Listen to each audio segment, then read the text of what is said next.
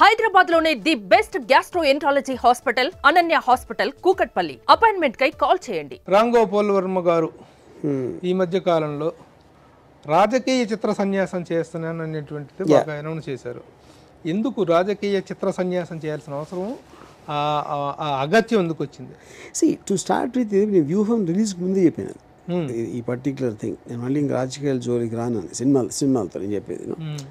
I think, I basically am not interested in politics. I never voted in my life. I'm not into what governments do, what political parties do. Y.S. Jagan on a personal level interests me a lot, and that is what I did.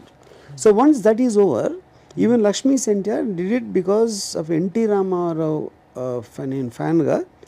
ఆ టైంలో Janaki incident ఒక డ్రామాటిక్గా అనిపించింది. Other than that I'm not really into politics at all. Ranga not a political film, revenge drama. Rakta Charitra Vangaveeti is a revenge drama. I never thought of it as a political film. అంటే ఇప్పుడు ఆ సినిమాలు fail అయ్యటం వల్ల ఆ సినిమాల రిజల్ట్ చాలా బెటర్గా రావటం వల్ల నేను రిజల్ట్ ముందే చెప్పాను, వ్యూహం రిలీజ్ అవ్వక ముందు చెప్పాను. And Vangaveeti work and of course సర్కార్ అంటే ఆ జానర్ ఫిల్మ్స్లో. సో అందులో ఫెయిల్ ఏం లేవు అసలు ఫస్ట్ ఆఫ్ ఆల్.